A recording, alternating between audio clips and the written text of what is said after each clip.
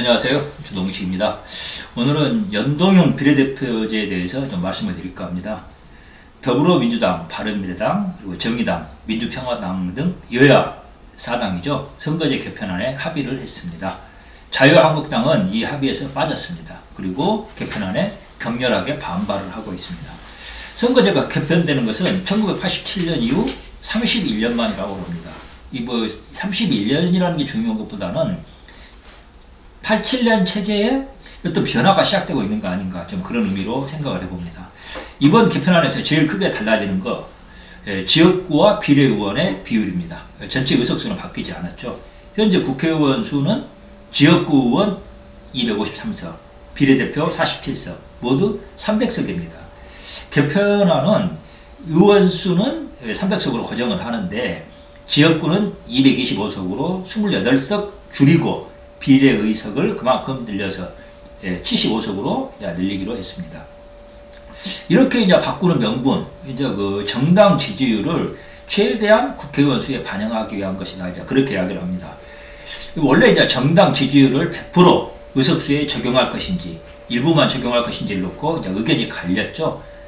그런데 결국 이제 잠정 합의한, 현재까지 잠정입니다만 합의한 방식은 연동률 50%의 준연동형 비례대표제라고 이제 할 수가 있습니다. 정당 득표율의 50%를 의석수에 반영하는 그런 방식입니다. 이거 뭐 계산 방식이 복잡해가지고 저도 어제 한 3번 읽었는데 아직까지도 머릿속에 깔끔하게 정리는 안 되는 것 같습니다. 뭐 하여튼 평범한 유권자는 더 계산이 쉽지 않을 것 같습니다.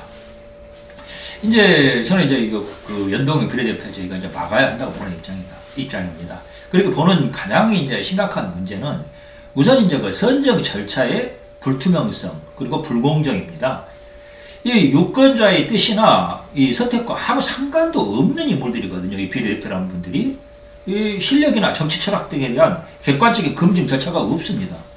그런 분들이 국민의 뜻을 대변한답시고 의사당, 국회의사당에 들어가가지고 뭐 국회의원 특권 어마어마하잖아요. 그런 특권들입니다. 뭐 특권까지는 그렇다 치는데 국정에 대해서 어마어마한 발언권을 행사하게 된다는 것이거든요.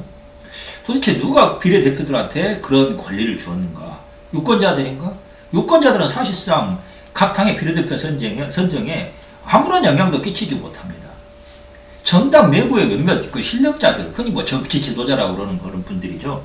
자기네 입맛에 맞는 인물 몇 명 데려옵니다. 그래가지고 밀실에서 공천심사위원회라는 거 만들어가지고 밀실에서 심사를 해요. 그래가지고 자기들 뭐 기준을 멋대로 기준을 정합니다. 그 정당 내부적으로 정하는 기준입니다. 그래가지고 그 기준으로 뭐 예비 후보들 심사해가지고 그래가 결정해서 내리꽂는 게 이른바 이제 비례대표 국회의원들이거든요. 도대체 무슨 기준으로 심사를 했는지, 선정된 자들은 도대체 무슨 항목에서 얼마나 점수를 얻어가지고 비례대표 자격을 얻었는지, 그리고 탈락한 사람들은 무슨 이유로 탈락을 했는지, 우리나라 정당들은 그거 밝히지 않습니다. 밝힌 적이 없어요.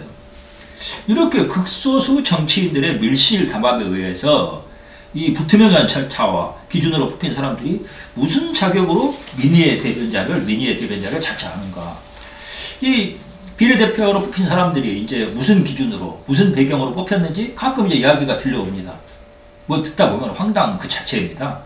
물론 이제 정당마다 다르고 뭐 비례대표 의원도 다 같지는 않습니다. 경우는 다르겠는데, 그래도 자격도 안 되는 이제 정치인들이 뭐 지도자랍시고 깜냥도 안 되는 사람들에게 막강한 권한을 안겨준다는 거. 이야기 들으면 사실 뭐 정치에 대한 환멸감이 안 생길 수가 없습니다. 비례대표를 확대하고 연동형 비례대표제를 도입하려면 사실은 가장 먼저 이제 이야기가 돼야 될 게 공천 과정의 투명성, 이게 철저하게 검증되는 그런 장치를 마련해야 되거든요. 우리나라 지역구 선거도 물론 문제 많고 욕 많이 얻어먹습니다. 하지만 그래도 일단 유권자들이 직접 후보를 보고 판단해가지고 표를 줄 수가 있다는 점을 검증한다는 점에서 비례대표보다는 몇십 배 나은 제도 아닌가 그런 생각을 해봅니다. 비례대표가 얼마나 웃기는 제도인가, 그거 가장 이제 드러내는 어떤 사건이 있죠. 뭐냐, 분당을 했을 경우입니다. 분당을 했을 때 이 그 비례대표들은 자기 소신에 따라서 옮겨가지 못합니다. 그냥 뭐 여기 자기 공천 준 정당에 남아 있어야 돼요. 옮겨가면은 국회의원 자격을 상실하게 됩니다. 원래 국회의원이라는 것은 그게 국회의원 한 사람 한 사람이 갑자기 헌법기관이에요. 그런데 비례대표는 자기 소신대로 당적을 바꿀 수 없습니다. 당적을 바꾸려면 국회의원직 포기해야 하는 거죠. 이건 사실 엄격히 말하면 국회의원이 아니라는 이야기입니다. 비례대표는 국민에게 책임을 지는 게 아닙니다. 이런 측면에서. 자기를 비례대표로 내리꽂은 정당, 아니 좀 더 노골적으로 말하면은 자기를 비례대표로 발탁해줘 특정 정치인 개인에게 책임을 진다는 얘기입니다. 이런 사람들을 국회의원이라고 말할 수 있습니까? 아니 뭐 이런 경우가 있습니까? 아니 뭐 대한민국 정치와 국회, 정당이 무슨 일본 전국시대에 뭐 다이묘라고 있잖아요. 그 사람들에게 녹봉 받고 뭐 충성을 자기 목숨 바쳐서 충성을 다해야 되는 그런 뭐 가신, 사무라이 그런 사람들입니까? 비례대표 국회의원 들린다고 하니까 여론도 이 문제에 대해서 집중적으로 좀 문제를 삼고 있습니다. 이거 불투명하다. 이런 사람들이 어떻게 뭐 이런 국회의원이 늘려야 되느냐 이게 말이 이제 비판이 나오고 있는데 여기에 대해서 이번에 그 심상정 뭐 주도했죠. 개편 주도한 사람들이 공천 과정의 투명성을 높이겠다 이렇게 반박을 하고 있습니다. 하지만 공천 과정을 어떻게 바꾼다 해도 본질은 마찬가지입니다. 그냥 유권자의 뜻과 무관하게 그 선정한다는 거, 그 절차 본질은 바뀌지 않습니다. 수기제 공천, 뭐 오디션 방식, 토론 배틀, 뭐 온갖 대안이 이야기가 되고 실제로 뭐 시행한 데도 있죠. 하지만 그 모든 방식의 핵심은 결국 극소수 몇몇 정치인이 비례대표 공천권을 독점한다는 거예요. 그거 바뀌지 않습니다. 그러면 그 소수는 도대체 무슨 권리로 비례대표 공천권을 갖는 것인가? 다른 이유 없습니다. 그 공천심사위라는 사람들이 그냥 그 정당의 대표잖아, 실력자, 가까운 사이라는 거, 어쩌다 그들의 눈에 띄었다는 거 외에는 아무 이유도 없습니다. 실제로 지금까지 우리나라 유명한 정당들 공천심사위라는 사람들 보면은 그 정당하고 무관한 사람들 굉장히 많습니다. 아예 지지하지도 않는다고 밝힌 사람도 있었죠. 옛날에 시골 우상가 하는 친구. 참 한 번도 찍어본 적이 없답니다. 민주당이라는 정당을. 김대중도 찍어본 적 없고 노무현도 찍어본 적이 없다는 사람인데 그런 사람들에다가 공천심사위원 맡기고 그랬죠. 이거 비슷합니다. 경우 약간씩 좀 차이만 있을 뿐이지. 사실 그리고 이제 공천심사라는 게 이게 이제 어떤 그 비즈니스식으로 말하면은 컨설팅 외주를 받는 것이거든요. 원래 그런 외주의 결과는 이거 뭐 컨설팅 업계에서는 다 아는 이야기입니다. 결정적으로 그 외주를 맡긴 사람의 뜻에 그 사람들의 입맛에 맞춰가지고 결론을 내놓을 수밖에 없어요. 공천도 마찬가지입니다. 이 서비스 외주를 맡았기 때문에 공천 심사를 맡긴 사람의 뜻을 살펴가지고 그 사람의 뜻에 맞는 그런 공천 결과를 내놓을 수밖에 없다는 겁니다. 한마디로 말해서 정당의 공천이라는 게 몇 사람의 뜻에 의해서 좌우된다는 이야기입니다. 뭐 자유한국당 나경원 원내대표 그리고 조경태 최고위원 등은 비례대표를 폐지하고 저는 지역구 투표로 국회의원을 뽑아야 한다고 그런 주장이죠. 그런 입장입니다. 조경태 의원 같은 경우는 오래된 소신이죠. 바른미래당 이현주 의원도 비례대표 여기서는 좀 부정적인 입장인 걸로 알고 있습니다. 사실 이런 목소리에도 귀를 기울일 필요가 있어요. 사실 이제 비례대표라는 게 원래 사회적 소수의 목소리를 의정에 반영하겠다 이제 그런 취지인데 이것도 사실 따져보면 좀 웃기는 이야기예요. 아니 이제 뭐 대표적으로 여성을 이제 사회적 약자로 해서 여성을 뭐 이제 비례대표로 뽑고 그러는데 여성이 국회의원이 돼야 여성의 권익을 대변합니까? 아니 이 논리가 왜곡되어 가지고 국회의석이라는 게 사회적 약자의 그 뭐라 그럴까 권익을 보장하는 어떤 그 목표가 되고 있어요. 뭐 그런 식으로 하면은 우리나라 국회의석은 전부 사회적 약자한테만 배분해야 되는 거 아닙니까? 이게 결국 그 사회적 약자 중에서 극소수 몇몇 사람, 아니 여성이나 이런 분들 중에 아무리 한다 해도 극소수잖아요. 그 사람들 그 국회의원 만들어주는 게 여성 권익하고 무슨 상관이 있습니까? 그 사람들 그 사람들이 출세의 수단이 국회의석에 활용이 돼야 됩니까? 허황되게 짝이 없는 논리거든요. 현행법에 의해서 정당별 비례대표의 홀수 1357은 무조건 여성에게 배분되게 되어 있죠. 이거 뭐 말이 됩니까? 국회의원 선출이 갈수록 유권자의 선택과 무관하게 결의되어 가지고 몇몇 시민단체나 지식인 그룹, 정치인들에 의해서 좌우된다는 그런 의미입니다. 이거 굉장히 심각한 현상이에요. 비례대표제가 사표를 줄이고 소수 정당의 원내 진출을 돕는다 이런 그런 명분도 있죠. 하지만 좀 본질적으로 정치라는 게 뭔가? 정치의 가장 중요한 기능이 하나가 의사결정이거든요. 원래 정치는 전쟁을 대신하는 겁니다. 전쟁이라는 것은 물리적인 폭력과 피를 흘리는 것을 막기 위해서 그래서 이 평화적인 수단으로 말로 하는 것이 이제 전쟁을 대신하는 게 정치라고 볼 수가 있거든요. 그래서 굉장히 중요한 게 의사결정을 해야 되는 거예요.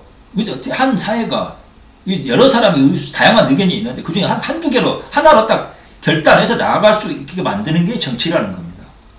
그래서 다양한 사회적 이견 가운데서 비폭력적인 수단으로 결단을 내리는 게 정치의 중요한 기능 중에 하나거든요. 하지만 이 비례대표제를 확대하게 되면은 이런 정치의 의사결정 기능이 심각하게 훼손됩니다. 민의의 선택과 무관한 소수의 정치 낭인들이 국회에 들어와서 지들끼리 담합을 할 수가 있어요. 그리고 국정에 개입하고 의사결정 방해하고 마르고 닳도록 지기들끼리 해먹기 굉장히 좋은 구도라는 겁니다.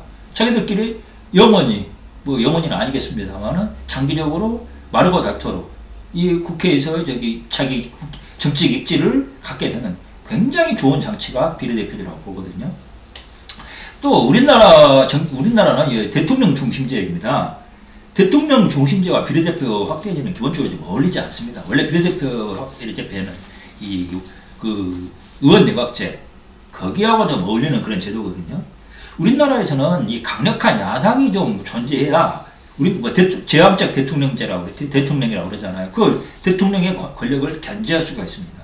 하지만 비례대표가 확대가 되면은 그만큼만 소수 정당들의 숫자가 늘어나고 강력한 야당의 출현을 방해합니다. 이건 서로 좀 모순된다는 거죠. 이번 개편안 내용 굉장히 복잡합니다. 아까도 말씀드렸지만 일반 유권자들이 이해하기가 쉽지를 않아요. 그래서 기자들도 참 헷갈려가지고 이런 내용을 자세한 내용을 물어보니까 심상정이 그랬다고 그럽니다.